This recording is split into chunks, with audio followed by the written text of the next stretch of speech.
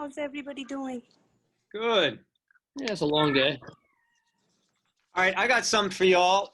While we're waiting for folks to show up, I was sent this website. A fellow took all the statues of the Roman emperors, and using technology, he figured out what these people would actually look like in real life. Right?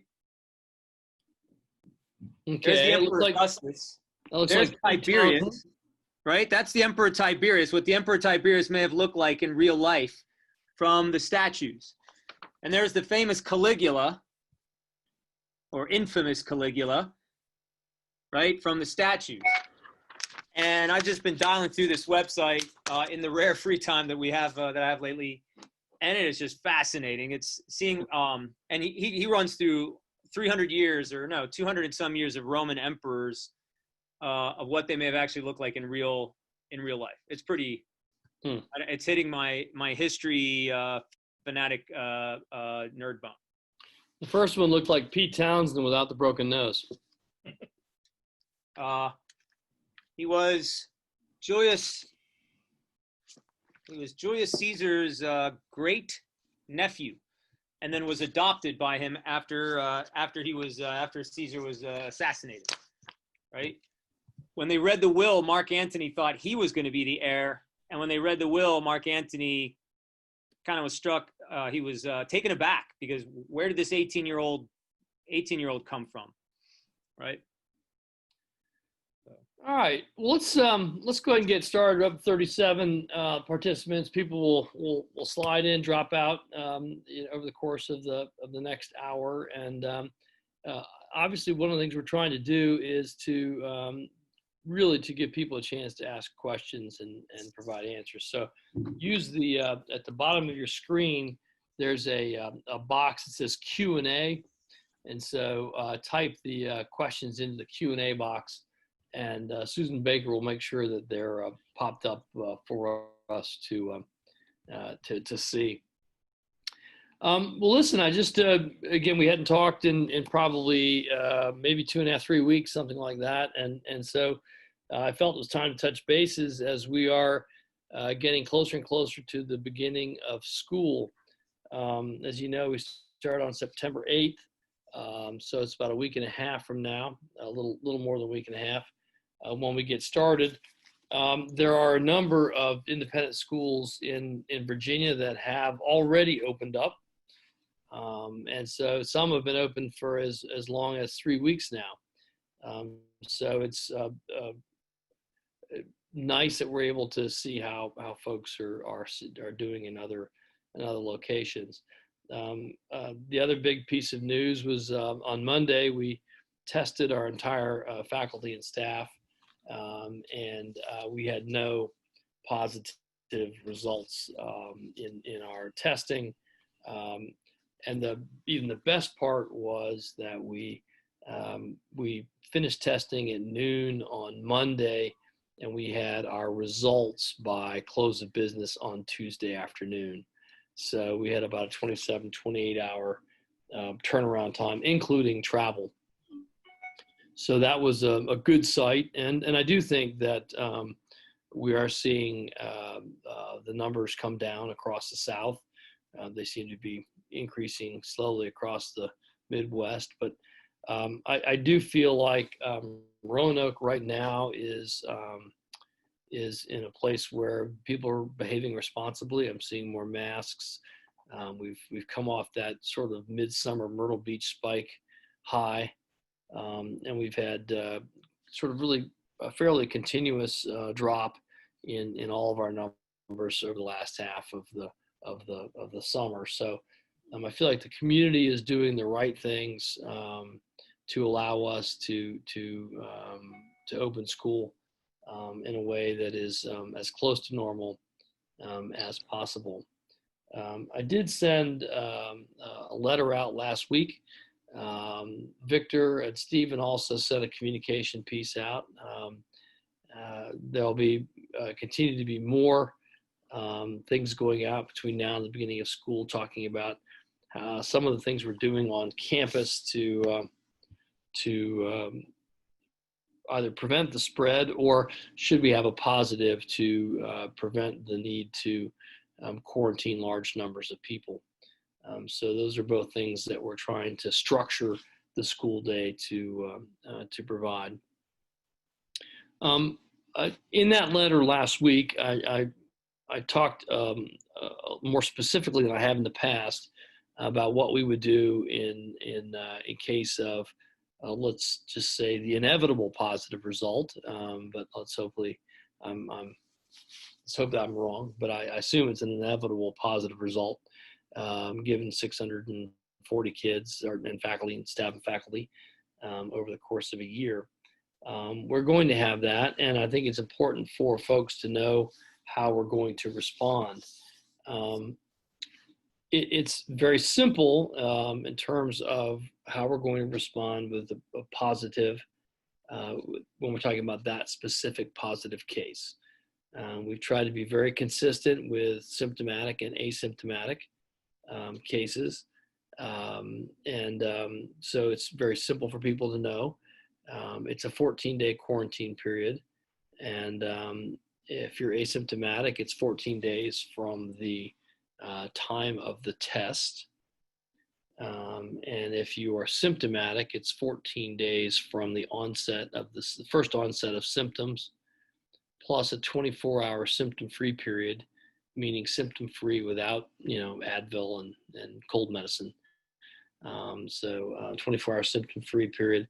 But then for the symptomatic person, we also would like to have a note from a doctor saying it's okay to return. Those are very simple. The other thing that I think is a fairly simple cut and dry rule is if one sibling is sick, they stay home until the other sibling stays home as well. We treat the other sibling as positive. If a parent is sick and doesn't have some compelling reason why they haven't been with the kids, perhaps they've been living in another house, or they're in the hospital, so they're staying away from their family or something like that. If there's basically a live-in parent that gets sick, then we treat that child as a positive as well. The big questions as we go forward are going to come up obviously when we have one person who's sick, and who do we determine also needs to be quarantined because we've determined that they're either in close contact or possibly in close contact. There's a little bit of art in that as we try to strike that balance between safety and the need to not shut school down because one kid gets sick. So somewhere in between those two extremes is going to be where we have to be, and for that we're going to rely on the medical advisory group when we do have a positive to review the case surrounding that positive, determine the grade level and the relative level of exposure to other students. We'll make a recommendation, and then we'll determine what the best course of action is there. We have started to nail down our responses to that positive. The other thing I'll tell folks is that within testing, false positives are a relatively rare thing these days. They can happen, particularly if somebody has had one of the other coronaviruses. You can get a false positive. But false negatives, as one of our advisory group doctors said, sometimes false negatives can be as many as 15% of the test results. And let's hope it's not that high, but even if it's 5%, that's a significant number of false negatives. So despite the fact that we have a test that shows that we've removed everybody who's positive, we still have to treat the school every day and every way as if everybody's positive. And by doing that, we'll do the safe thing. The safe things for us primarily are masks, and we will encourage mask use at all times everywhere on campus.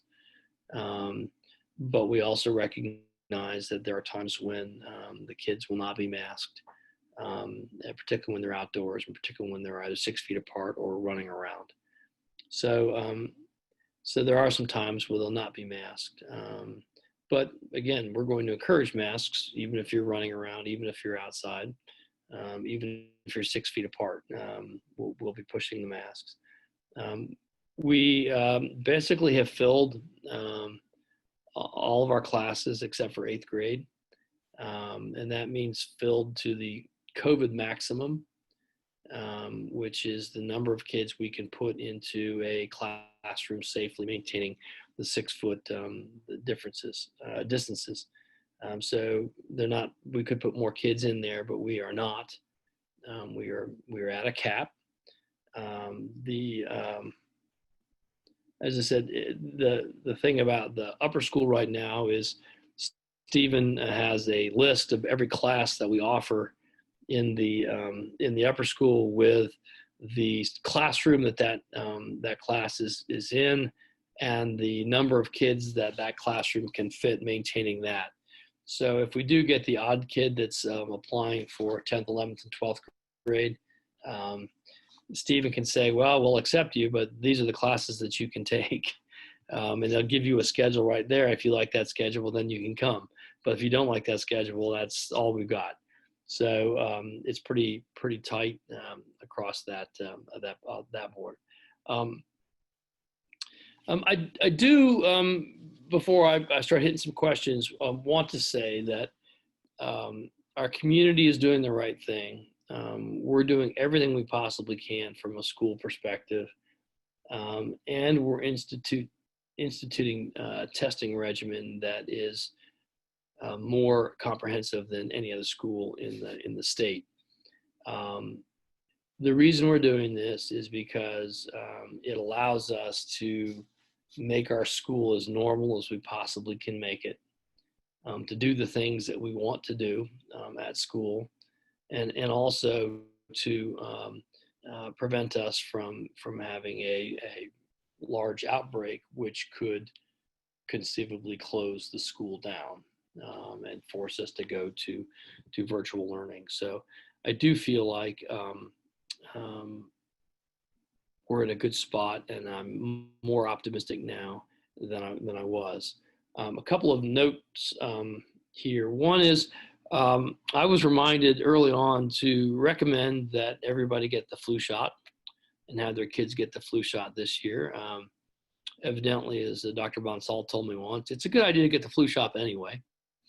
But in this in this world, because of the similarity of symptoms, it's nice to maybe not get the flu, so you don't scare the heck out of everybody when you come to school with flu-like symptoms. So, and you shouldn't be in school with flu-like symptoms anyhow. But we're a little sensitive to coughs and runny noses these days, and let's so a flu shot might help us from that much more drama. So with that, I do have 3 members of our medical advisory group on the panel. Dr. Hamill is a vascular surgeon at Carilion. Dr. Bonsall, and Mark's got a 2nd grader now. Is that right? Oh my gosh, yeah, of course, a 2nd grader. Dr. Bonsall's got lower school kids, and then Dr. Daniel has 1 sophomore left and 2 graduates. Dr. Daniel's a rheumatologist. Dr. Bonsall is an infectious disease doctor. They're on here very nice to asking questions, and one of the big things was always, do we make the group public or not? They really don't want to get into a situation where, as individuals, they're answering parent questions. If you do have a question, you can send it to me, and I'll kind of send it to the group. They're ready to answer questions right now on the town hall, but going forward in the day, don't stop them in parking lot and things like that and say, hey, I've got this cough. What do you think? That kind of thing. So we do have a couple other doctors that are on there. Dr. Lankowski, Paul Lankowski, is an ENT doc here in town. Dr. Lankowski has been our requesting physician. In other words, he's the physician that's been requesting the test results. And so he's been actively involved in this as well.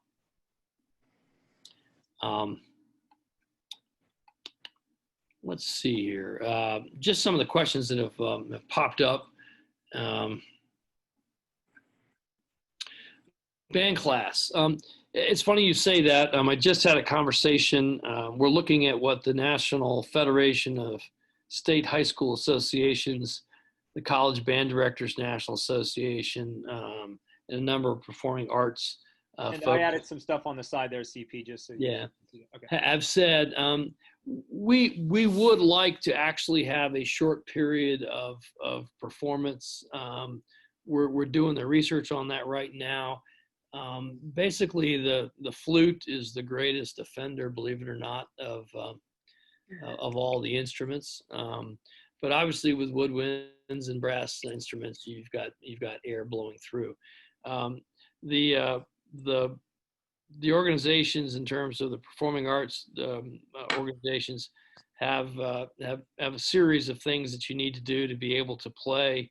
And they say that playing activity must be limited to 30 minutes or less. There's certain requirements for air handlers, certain requirements for what they call performing masks, and distancing, and also a pretty extensive use of plexiglass. We're right now we're still working on that. The other thing is we have a theater that's open, which is an extra large space with better air transmission. So we might even be able to use the theater to spread the instruments out. Right now we're looking at everything we can do to actually be able to play music for a short amount of time each day. Regardless of what we do, the recommendations are we're not going to be able to have a full double period of band performance, even in the best of times. So we're trying.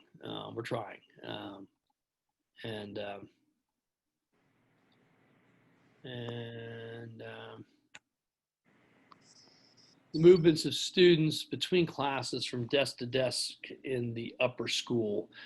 Stephen, that sounds like you, man. Yeah, absolutely. So thank you for the question, and a quick thank you just for everyone that's here tonight. These kinds of conversations, in my mind, are going to be incredibly helpful as we progress throughout the school year. So thank you. That comes from the bottom of my heart, and everyone on this panel. Specifically, what we've designed what our schedule allows, 6 through 12, our mitigation schedule with the week A and week B block periods.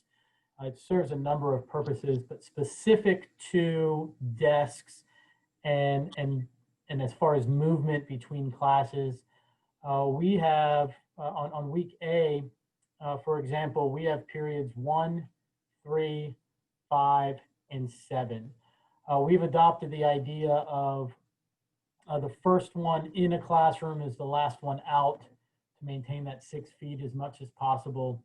So as folks enter the building, or excuse me, as students enter a classroom, we're filling in the farthest point, and then at the end of, or if there's a break, or there will be built-in mask breaks, but at the end of a class period specifically, the one closest to the door will leave first. When that happens, there's 2 people that have to be mentioned, and kudos to them, specifically Chris Rouse and Eric Lawrence. They're taking their jobs incredibly seriously. We're lucky to have them. They are in charge primarily of our cleaning regimen and plans specifically. Between first and third period, and between every period, there are built-in breaks and lunch, which allows individual teachers to clean their area. We have designated microfiber towels, and every classroom will have a cleaning station. So if I use that cleaning cloth for that first period, I'm done with it and I put it in the dirty bin. Then I use another one for the next period, and that's how we're progressing through. We are, in addition to that first person in, last person out model, we will have assigned seating as well, or we will keep track of assigned seating where folks are sitting every day. That should help on the back end, specifically with our how wide we need to expand that bubble if or when a positive comes back. So that's our initial thoughts, or that's how we're progressing through. Stephen, did you? I was taken away for a second. Did you talk about the fact that that's the reason? One of the reasons we're going to the double periods with each week. Not specifically. One of the benefits, there's multiple benefits, and this was vetted by our subcommittee created primarily of faculty and staff members of what can we do with this schedule that will help mitigate risk. The block schedule in particular, it minimizes movement. Instead of having 7 periods, you have 4. You're in essence cutting exposure in half, or a little more than half on A weeks, and slightly less on B weeks. 4 periods and 3 periods is the idea. The expanded class time allows for less contact, and we feel like it's a very good balance between our pedagogical concerns and our safety concerns as well, and how those pieces, obviously safety concerns outweigh, need to and do outweigh our pedagogical concerns, but they're meshing quite well, and they've and our faculty, that's another group that needs to be commended in all of this as well, along with parents. They are taking this incredibly seriously, and rightfully so. So I feel very comfortable with our plans, specifically entering the building. We'll have staggered entrances, and we have faculty have additional responsibilities this year with hallway monitoring. We've dialed down specifically on bathroom procedures as well. Ms. Hamlin, our Dean of Students, is doing a great job, along with a significant amount of signage as well that we're hanging. In addition, we have one-way hallways, not unique to Willis Hall, but throughout campus, that will also help with flow and maintaining that 6 feet. That's just another layer of protection, in addition to the masks, in addition to 6 feet, in addition to plexiglass. All of these pieces combined are really, I think will be, I think we're in good shape. I really do. I mean, the goal is, when we all saw the horrible cell phone photos from North Paulding High School in Georgia, and so I think everybody saw that and said immediately, "Oh my gosh, we have got to be very, very thoughtful. Is how we move kids from one spot to another." I'm not sure about this next one. Question: if your student drives, can they go to a COVID testing on their own, or do they need a parent with them? Certainly, I don't have any problems with a student driving without a parent being there. I'm just trying to think: is there anything, if they're coming with hang on, I got the sheet right here. Just want to see whether it has to be signed by.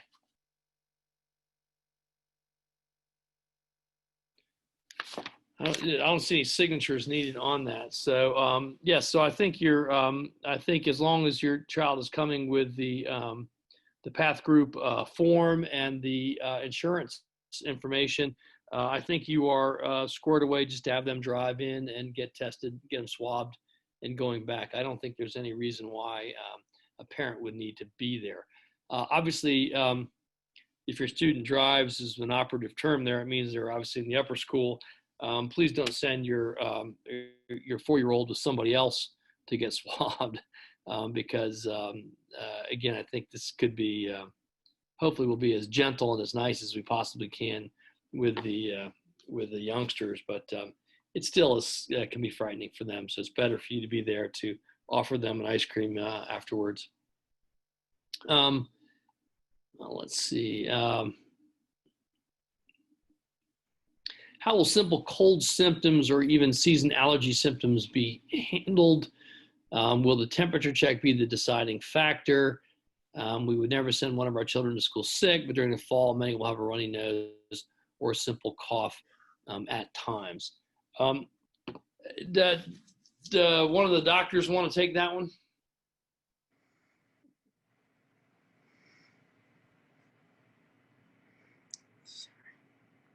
All right, you guys are bashful or you're on or muted, one or the other. I'll answer. Thank you.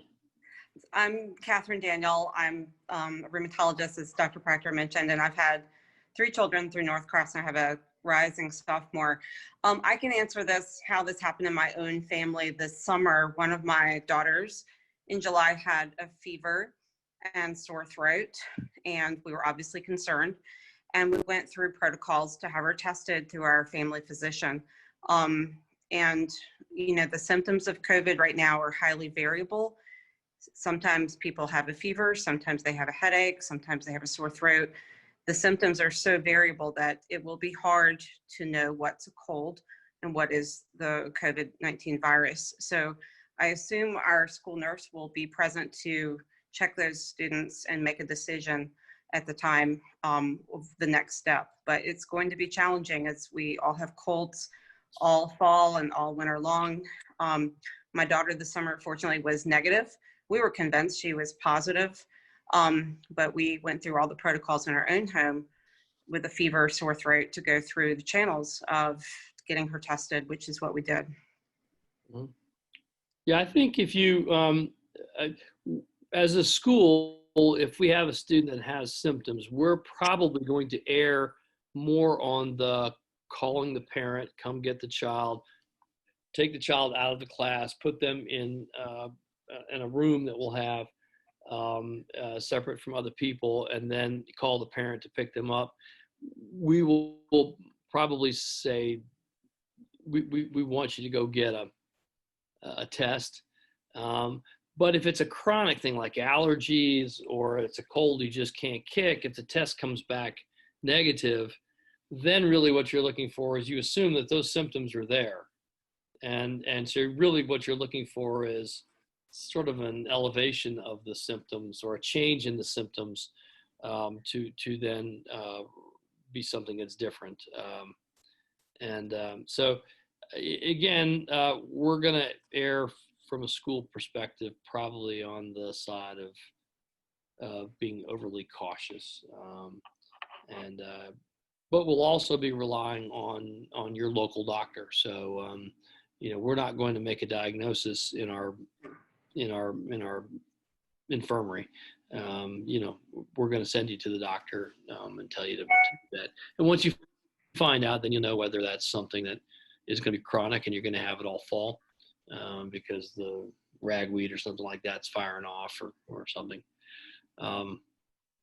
And I think that the important part of that, as Dr. Daniel said, is the symptoms are extremely variable. You read about, you know, upper respiratory symptoms, things like that. I actually had COVID back in July, and my first symptoms were a little scratchy throat, and I felt a little tired. But I'd also been wearing a mask all day. So, you know, and I changed my mask, it got better. But then the next day it was fevers and kind of flu-like symptoms. So you really don't know if those initial symptoms are, you know, simple common cold or something else. So, you know, erring on the side of caution probably, you know, it probably makes a whole heck of a lot of sense. Mm-hmm. Sort of changing areas. So Zach's question about the technology ready to support the teacher and students that may be home in quarantine. Just as a preface, right now we have one teacher that in the upper school who was elected to teach from home. And so that teacher will be on a smart TV in the front. And I actually noticed that the classroom camera was all set up and everything like that. So already. So I know some progress has been made, but Zach, why don't you take a shot at what we're doing from a technology standpoint to be able to help kids who are at home. Sure. I kind of actually figured that was going to happen. So, so yeah, we're pretty well ready to go at this point. We have over the summer we upgraded our fiber to provide a better upload signal out of the building for our teachers to be able to teach homebound students. Obviously, our inbound signal is great, so we're in great shape there. So for our teachers that are homebound, needing to be able to teach into the school, this won't be a problem either. Every single classroom in the high school this year received a giant touch TV that's hooked to a computer. The computer is brand new and is there to basically support this concept of distance learning. Every classroom has the ability to have a camera attached. Every teacher is being currently trained on doing things like sharing screens with Zoom and how to best associate or best teach a kid at home as well as a class in front of you. And so to answer your question, yeah, the high school is ready to go, as is the rest of the buildings, but specifically the high school is ready to go, and I don't anticipate very many problems going forward. I think their first week, it might be a little rough just getting everybody up and going and, ironing out all the problems, student forgot password, teacher forgot to do this, that sort of thing. But I would say that we're going to be in great shape. So I'm not in the least bit concerned.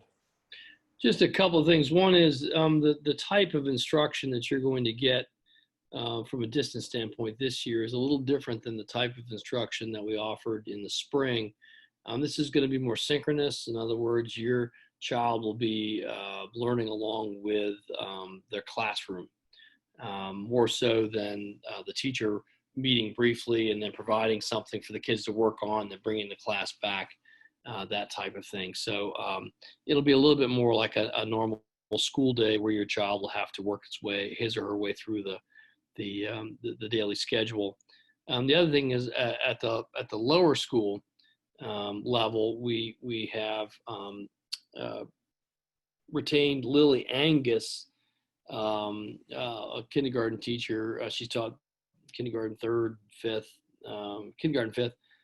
So she's taught a number of places. She's going to take on the role as a distance learning coordinator, basically to assist the lower school teachers in meeting the needs of particularly the lower school kids, probably up through 7th grade.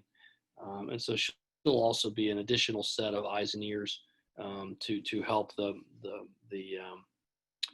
learning for those kids in lower and middle school.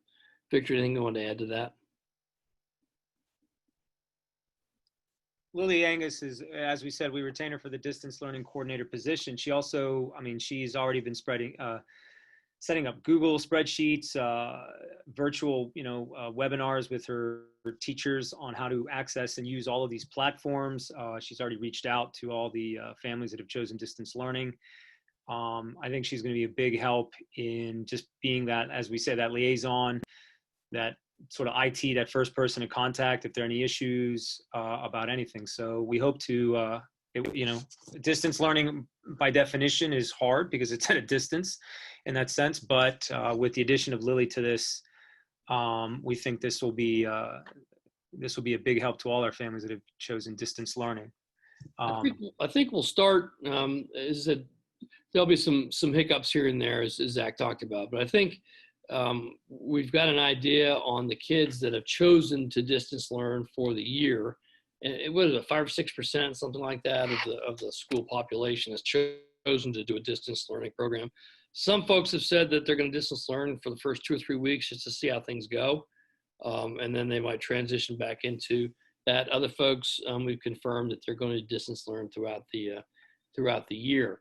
Of course, one of the challenges will be when we have that initial positive and we determine that this is a child that needs to go home and quarantine, as well as the children that have had some sense of a level of exposure that warrants quarantine as well.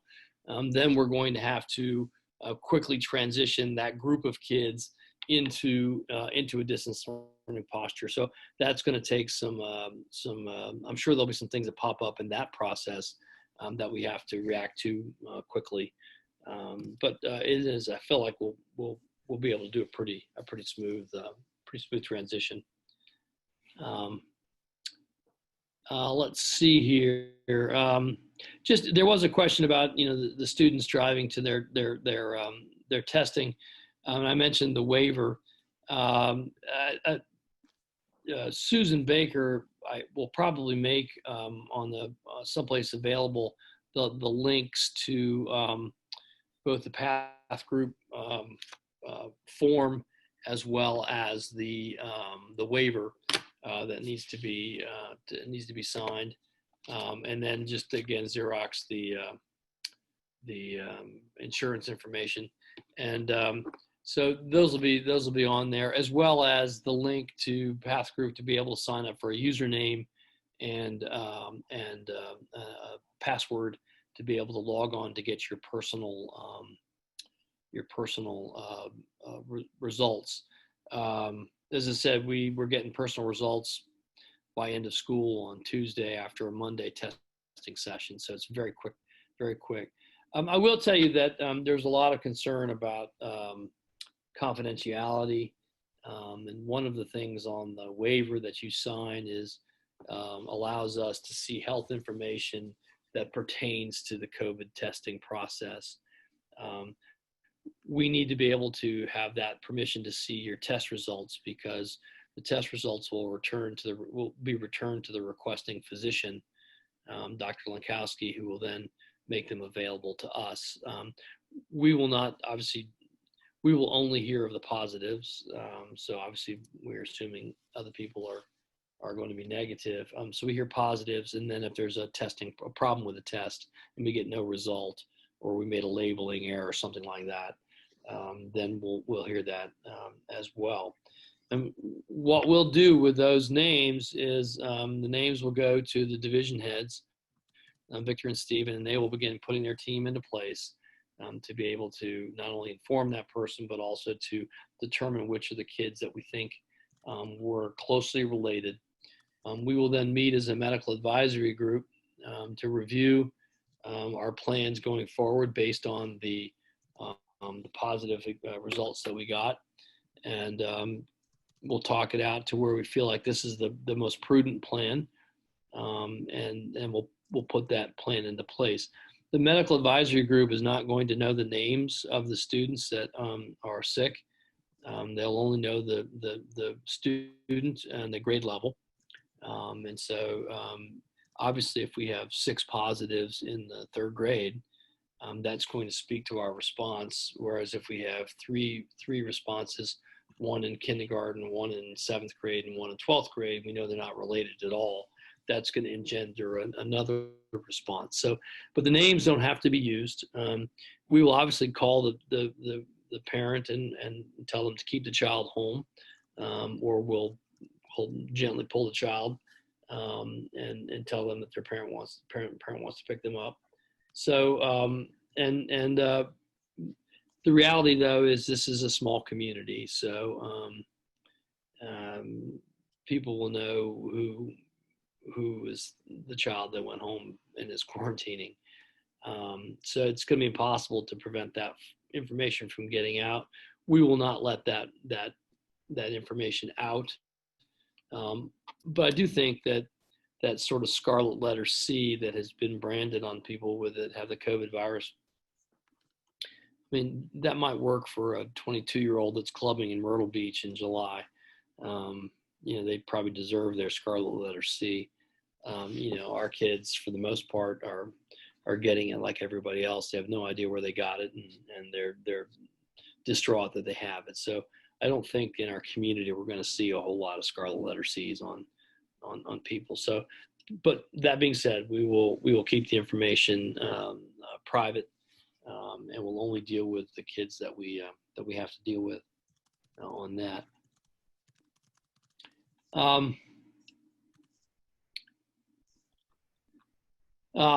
Any concern that kids not having a class for an entire week will cause any issues with learning? I think we're talking about not somebody that's being sent home, not sent home for a quarantine. I think you're talking about the kids from grades 6 through 12 who will be in double periods.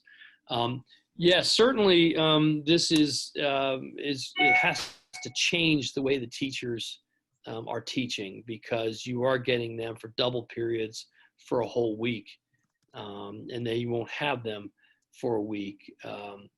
And so it is different. Victor, you want to talk a little bit about that? And Stephen, you can chip in as to things like homework assignments and those types of things. Well, yeah, what we've dialed down on specifically, we've been in meetings, virtual meetings this week, specifically with faculty, having these exact conversations. For example, homework assigning policies. It makes the most sense across the board for all of our faculty that you cannot assign a homework assignment in an off week, for example. Now, we've also, we have a test, let me back up a little bit, excuse me, a lot of conversations. We have a test calendar that we share specific in the upper school that helps with balance. We're incredibly aware of workload. It's literally impossible to do 25 hours of homework in a 24-hour period. We understand that, and we're being incredibly mindful. And I mentioned the test calendar because we're also communicating through our department chairs specifically to make sure there is that balance. If I'm in first period chemistry, which means you're in week A, what happens with first period chemistry week B? Those are the specific conversations that we're having.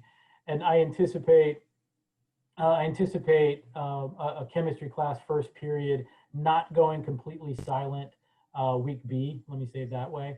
There'll be appropriate level of work throughout to maintain that level of learning. In the summer, you call it the summer slide.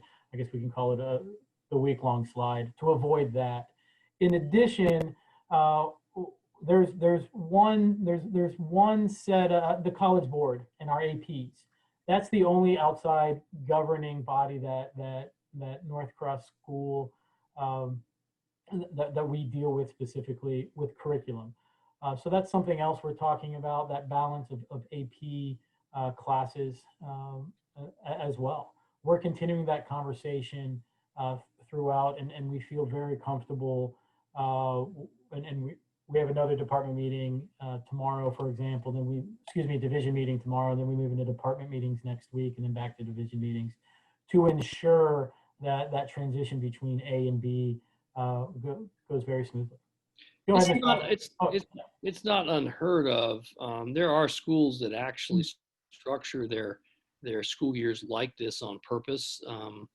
And the advantage is, with a longer period of time, you can delve into a subject at levels that are more consistent and deeper than you would elsewhere. So there are some positives as well. Absolutely. But it will be a different kind of class. I will add. I do, and this is from specific conversations that we've had, senior staff level all the way down. I genuinely, truly believe that no matter what format, whatever delivery system we are in, if it's a student at home or if it's whatever platform we're in, I genuinely believe that we are going to provide the best possible education I'd argue in the Commonwealth of Virginia, to be honest. Go ahead, Mr. Lamas. No, yeah, absolutely. If a child has to miss for some time, the goal, of course, would be to get them set up to distance learn and to be there, holographically present with their classmates, learning as the rest of their in-person classmates do. So the goal would be, again, knowing that it's distance learning, but the goal would be that a student who had to miss a few days would still be able to follow along and participate with their classmates in the classroom, both in Ellis Hall, which is, grades up to 5, and then Eaton Hall as well, and Willis, which is 9 through 12, and 8 through 12. So that would be the goal. So the concern, of course, is that we don't want them to fall behind because they're at home. And again, with the distance learning coordinator, it just makes the job of doing that a little bit easier than it was, say, in the spring. Although the spring, of course, we were all doing that. Victor, they also asked the hallway traffic in the lower school. Right. We touch on that in the upper school. Well, yes, we've assigned in Ellis Hall. We've assigned. Here's a map of Ellis Hall. I've color coordinated the bathrooms, and each of the grades have their own. Not each grade, but different grades have their own bathrooms and their own procedures to go to the bathroom, and not trying not to use everyone uses the same bathroom or everyone uses different bathrooms. So we've assigned different bathrooms to different levels. And in terms of the hallway traffic, we've done the same thing. We have several exits and entrances, and based on We have these your route arrows as well that we're putting everywhere. right, based on your proximity Yeah. to an entrance and an exit, we've assigned different entrance and exits in lower school to the classrooms that it makes the most sense for them to use that. So we've as I said, the hallway traffic won't be.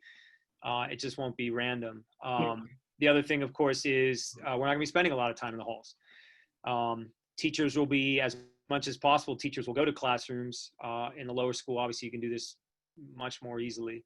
So the idea is to minimize traffic in the hallways. And always remember, as we will always remember, is we are going to be masked inside. So even when you walk through the hall, even if it's a short distance to go outside for PE or to eat lunch, if weather permits, our students will be masked, and when as much as possible physically distanced as well. Cool. Listen, it was pointed out to me that the waiver does need to be signed by a parent or guardian unless the student is 18 years of age. So even though the path group information doesn't have anything on it, the waiver form does need to be signed by a parent. Let's see here. If my child chooses to play a sport, will there be more monitoring for mask wearing, etc., in the locker rooms? Blair Trail's not here, but I can tell you that I met with Blair and the coaches, and in terms of athletics, one of the things that we start with is that athletics is a very important part of the culture of North Cross, and to the extent that our care and our testing allow us to maintain some semblance of our activities or athletic activities, we feel we need to do that. Having said that, the vast majority of sports that we offer don't have anybody to play right now. So even if we wanted to play a tennis match, there aren't any teams that we can play. So really right now, we're down to just a few sports that actually have games. Believe it or not, one of those sports that we continue to look at is football. So that's been a whole separate interesting conversation on its own. Cross country still has a series of meets. There are a couple of volleyball games, but really field hockey, tennis, soccer have all been have really been kind of shut down with lack of competition. We will practice and we will play when we can and when we can do it safely, and we'll continue to do that. It's been pretty amazing. Right now, pretty much the locker rooms are off limits. We are unlocking and allowing players in, 6 players at a time, into the locker rooms. The kids are not going into the locker rooms after practice. They're going home in their practice gear, changing, washing there, and bringing back the next day. So really, we've cut the locker use down to almost nothing. Many of the teams are purchasing special athletic gaiters, which are double layer, not the single layer that received unpopular press. And they're able to play with that, and then the minute they stop being active, they immediately just pull it right up. This has proved it's been used very much in the in the club sports world of the summer. Many of our students have been playing club sports throughout the summer. Club lacrosse, club soccer, club volleyball, club basketball. So it's going to be interesting to see. We will have several rounds of testing that we'll put in place before we allow folks to even consider playing a game, just to see whether or not we actually do see some spread via practice. If we do, we'll immediately have to shut everything down. But we're being extraordinarily cautious, with that. Again, temperatures are being taken before practices. They're being read the list of questions. Everybody's bringing their own water bottle. They sit 6 feet apart. I just actually was reading something that somebody sent me today about doing away with benches, or at least marking your benches at 6 foot intervals. So it's been interesting to see how the sports world has tried to respond to this in much the same way. It was interesting to see the response of the band world. And the other thing I would say is that the students that I've seen that have been working out over the course of the summer have been perhaps more thoughtful in their behaviors than the students that are not actively involved in athletics, because they want to do the best they can to make sure that they actually have an opportunity to play. So the kids are really monitoring themselves as much as possible. So I like that self policing. How cautious should we be about sending our child to school in the first place if we think it's something like allergies? I'm going to say you can't be too cautious. At the same time, your child. If your child gets these allergies every year and it's pretty much the same, anybody want to take that one from the medical side?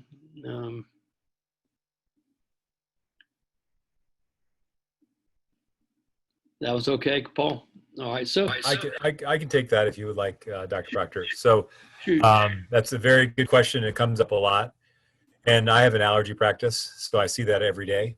And lots of patients come in, and I like your idea of, seasonality. Parents know their children, they know the pattern of their allergies typically. And if they don't, you can practice an abundance of caution.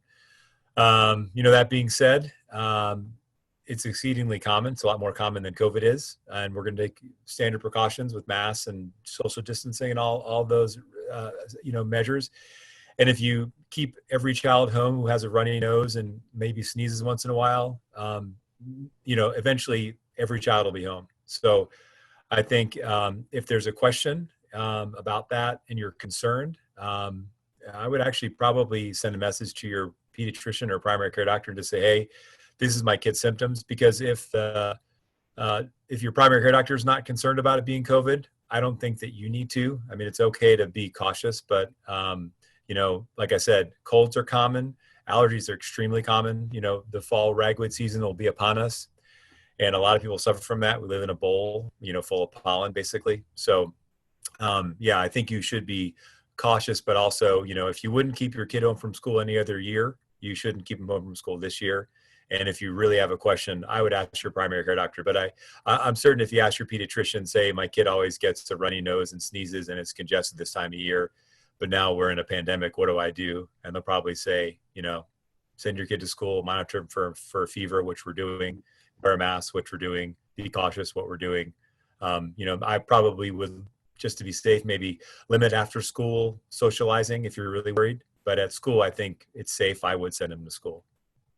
Mm-hmm. And I think if I can add the non-doctor, non-expert perspective, just communicate with us. Just communicate with, with your child's division, the nurse, Eileen, communicate with me, Stephen, our administrative assistants as well. Just let us know and let us know what what steps you're taking as well. And just, follow, I think, Dr. Lankowski's good sense on that. Mm. Yeah, I think, there's always a question of how do we respond when a child is sick at school? And we'll have the same kind of, we have to basically take the same kind of, gosh, we're going to do the best we can with our decision, just like you would as a parent sending a kid to school. If the kid's got the sniffles, we'll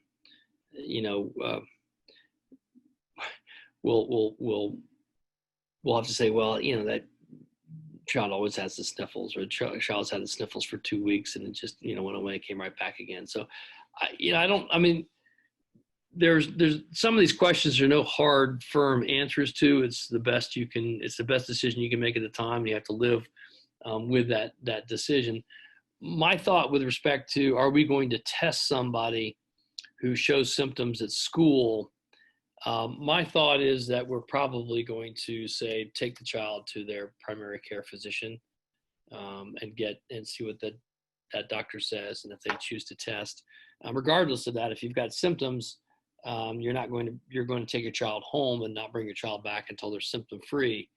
But I think in this case, if the doctor decides that you need to have a COVID test, well, they'll do a COVID test, a COVID swab, and then you'll get those, and you'll wait until you get those results back. And if they're negative, then the child comes back to school, assuming they're symptom free and they're not going to bring the flu or a nasty cold to school, that type of thing. So,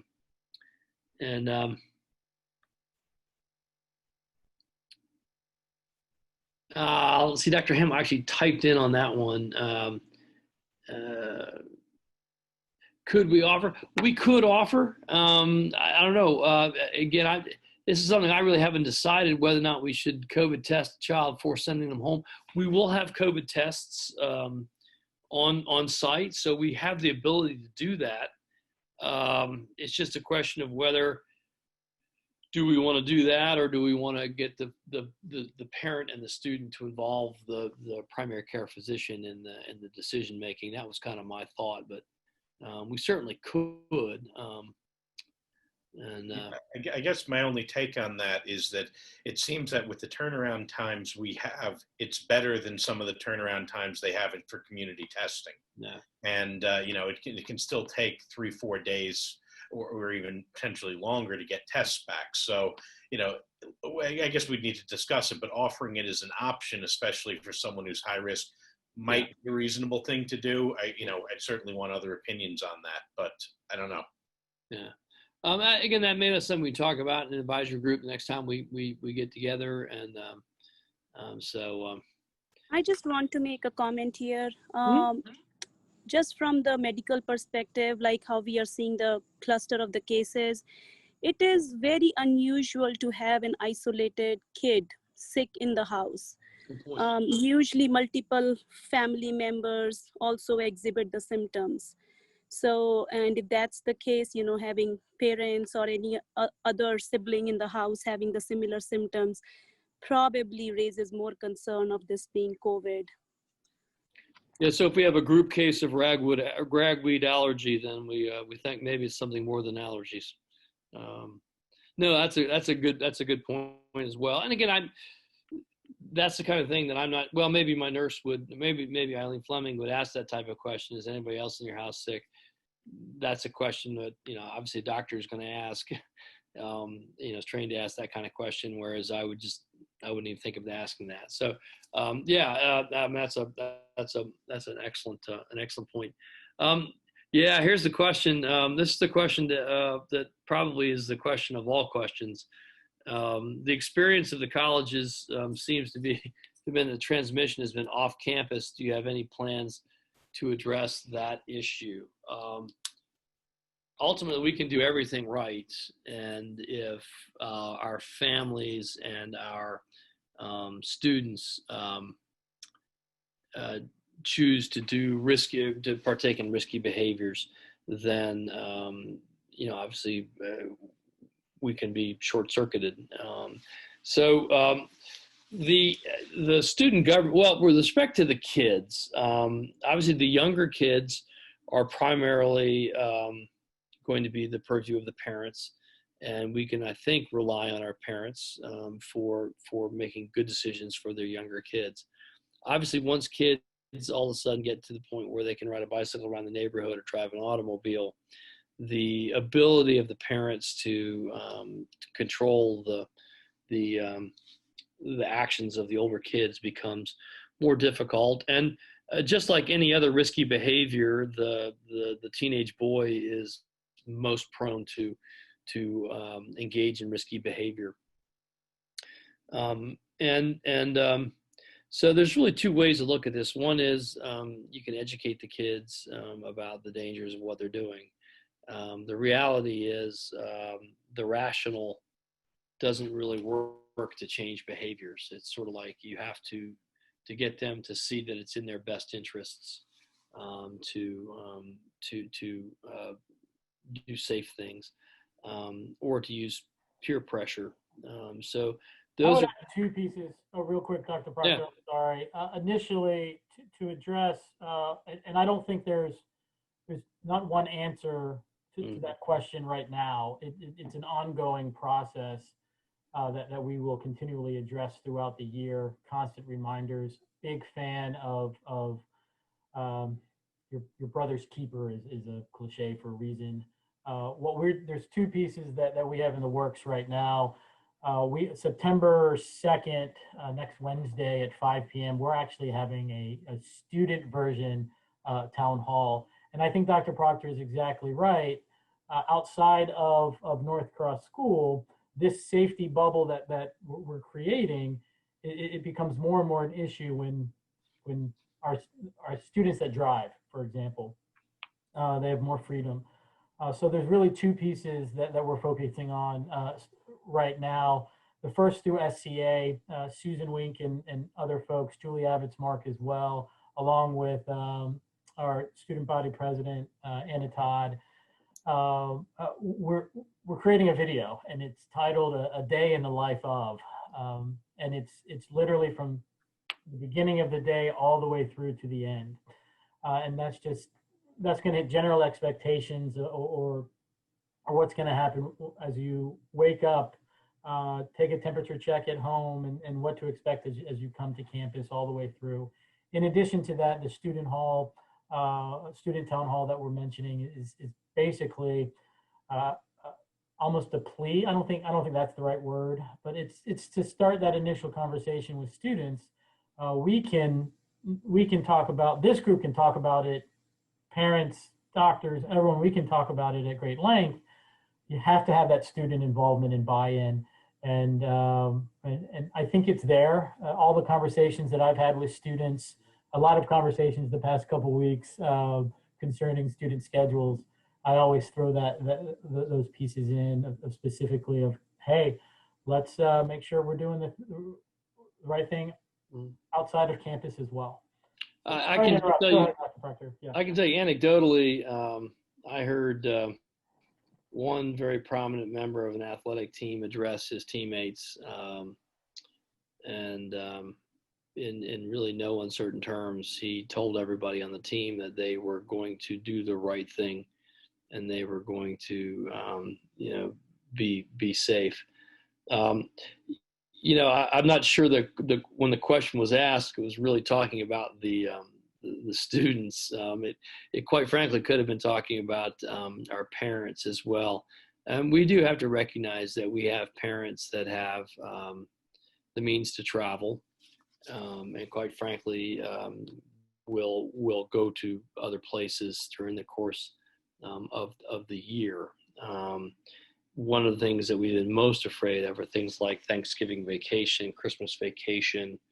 And so some of the things that we're really talking about from a school perspective is how do we recognize the fact that our parents are going to be in airports, they're going to be on airplanes, they're going to be in resorts, they're going to be doing things throughout the year. And so there's another component to that. It's not just the students, it's the parents as well. We will constantly remind parents throughout the year that if you do travel someplace and you do think you need to, give your family a test before you come. Quarantine and take your family in to get them tested. Quarantine for the number of days till the test results come back, and then come back to school if you do feel the need to travel. I mean, this is possible. There are self-administered tests that you can take and do for your family, and they come back fairly quickly. So we are going to have to constantly remind parents and families to do the smart thing. And if they feel that they have to do something that might place them at an elevated risk, and they feel comfortable doing that, make sure they take the steps necessary to avoid extending that choice to take on more risk to other families. It is interesting. I will tell you, being a Tar Heel and growing up in Chapel Hill, it has been amazing to me that the University of North Carolina could bring 100 football players and 50 coaches and staff members back for 6 weeks on campus and not have a single positive test result. Whereas the general population comes back and with less strict attention, and they have to shut down within a week with a positivity rate on campus of 31.9%. So it shows that if you're serious about what you're doing and you do the things that you're supposed to do, you can prevent the spread of the disease. And if you're not, well, you get a 32% positivity rate. So I do feel like our kids and our parents have to recognize that. And I think the other part is nobody wants to go back to the distance learning. So that's what they're talking about. Playground for lower school. Well, right now there is no playground, but the playground should be installed by the beginning of school. Victor, what do you think in terms of the playground? What the mitigation committee come up with on that? Well, we all agree that the kids need recess. Let me also say that we had a good experience with our 3-year-olds, 4-year-olds, and 5-year-olds in the mini school that we did in late July and August. The children were masked inside, and there wasn't any pushback from the children. You'd be amazed what children get used to fairly quickly. And they had a blast, and the teachers were happy to see them, and the joy that our teachers had and our kids had at coming back to this little mini school was great to see. And the children still played. They went outside. They were masked. And so there's these wonderful new playgrounds that we're getting will be available to our students. We will stagger our recesses. We won't have these huge recesses where all the grades are intermingling and things like that, but we will still use playground equipment. We will wash hands before and after recess. We can play games. The Harvard manual made it explicitly clear, and I think common sense makes it explicitly clear that children need recess and PE and activity more than ever in this time. We just have to do it in a COVID aware way. And so even outside with recess, when our kids will be encouraged and asked to still be masked. There will be times to go outside and have that fresh, to have that unmasked time, but it will be done supervised and in a structured way. But when the children are running around, or in that sense, they'll be encouraged to wear their masks. And again, we'll be washing hands before and after recess, and we will, we'll sanitize the equipment, and we can play games that are more COVID aware. The Harvard manual explicitly said instead of tag, you can play shadow tag. But our kids are going to have fun, and they're going to be outside, and they're going to have recess, and they're going to have PE every day. So there is no plan to shut down the playground. We're just going to use it and as responsible. I mean, recess will be more. There'll be some more structure to it. It'll still be as supervised as it always is, which is all the time, but it will have a little bit more structure. But the idea, of course, is even inside is that our children will be interacting with each other. There's still so many ways that our children will still build on their social skills and enjoy coming to school. That COVID will not tamp down. Well, thanks everybody. So it's a little out for 6:10 now, 6:12. But I will point out an article that it was in the Washington Post recently, and it's describing a study that was done on 4 summer camps in Maine, and the things that they did to remain safe, and the fact that they managed to have a summer program that was safe and continuous. So I will also say that I spoke to, on a conference call or a conference Zoom with about 65 heads of Virginia independent schools this morning. Many schools have opened up. One school has reported a positive case, boarding school, and so they tested negative before they showed up. And they tested them, and put them in 2 days of quarantine in their room until the test results came back when they arrived, and they had a positive, so they sent that student home. The number of cases that have popped up in the initial testing have been very, very low before kids come on campus, and many of these are boarding schools, and nobody has had a case pop up yet. And some schools have been open for 3 weeks. So it's not to say that it isn't going to happen. It is also, though, to say that I think we're doing all of the right things. We have the right response in place. And again, our goal for all of this is to not have anybody get sick. But if we do have somebody that gets sick, we control it and we isolate it, and we are able to continue offering school 5 days a week in person. So it's a pretty simple goal, and I haven't seen anything yet that makes me think that we can't achieve that. It was nice to see 110 teachers come back with no positives. Let's see we'll know soon what the initial student profile looks like, and then we'll have a lot more information about that. We will make the test results of the student population. We will publicize that to our school community. I've thought about this a lot, and because again, it'd be nice to not have to worry about the newspaper having a front page saying 10 kids positive at North Cross. But the reality is, I feel like we know what we're doing, and we have the response in place. And I think we need to commit to our community to let folks know what the relative level of disease is on our campus and how we're dealing with it, so parents can make informed decisions. So we'll know soon, Monday, Tuesday of next week. We've got all kids getting tested. Please try to hit your appointed time and spread it out so that our swabbers, the swabbies can be as effective as possible, getting as many people through as possible, and we'll work from there. So. And we sent, if I can add to that, we sent an updated, I sent an update via my name. We sent an updated letter about our testing, all that. I want to thank Pam Moscow, Eileen Fleming, Dr. Lenkowski, all the folks on this medical team right here, and the swabbers that helped that volunteered to do the testing to no benefit to themselves other than just helping our community. That's been amazing to see. On those days, please bring a good sense of humor. We hope to make it quick. We have lots of volunteers as well, teachers giving of their time. Also in that letter coming home, it's an update on the paperwork. There's a way to make the paperwork even a little faster than in the original letter that I sent. It involves the third section of the path group form. You can fill that out and don't have to wait to fill it out when you arrive to be tested. But doing all these little things will help us. In addition, I want to mention that we're also working on a questionnaire. It's a quick questionnaire that you can do for your child in the morning before they come to school, and send it through our fax system. And it just involves some questions about, temperature taking and symptoms every morning.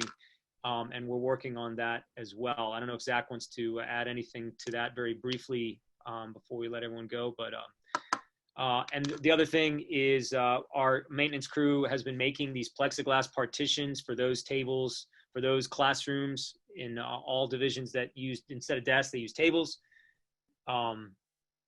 That's one version. If you can show, that's one version. I mean, look how high it is, and it even extends beyond. It's going to require some care on our teachers and students to keep. And there's another version where it bisects a table. This is just an addition again to all the masking. that we're going to be doing, consistently inside. But Zach, anything to add about that questionnaire? But I did want to mention that's also coming as well. Cool. Yeah, do you want me to just run down it real quick? Very quick. Absolutely. So one of the things that hasn't been actually announced yet, I don't believe, but one of the things we will be doing is every morning, parents will be asked to fill out a quick form. It's 4 or 5 questions long, namely temperature and a couple of questions related to COVID. Are you symptomatic? This sort of thing. Have you been around anybody with these symptoms? It'll get submitted to us. And depending on what your answers are, will dictate a response from us. So if you're answering yes, or you're running a fever, that sort of thing, our nurse staff will be reaching out to you to discuss next steps. More from just precautionary. We want to know before you even arrive on our door if there's anything we need to be aware of, type deal. Obviously, once you get here, you'll also be temp scanned again. But the theory here is that by the time you arrived here, anybody that's already running a temperature won't even be on our campus.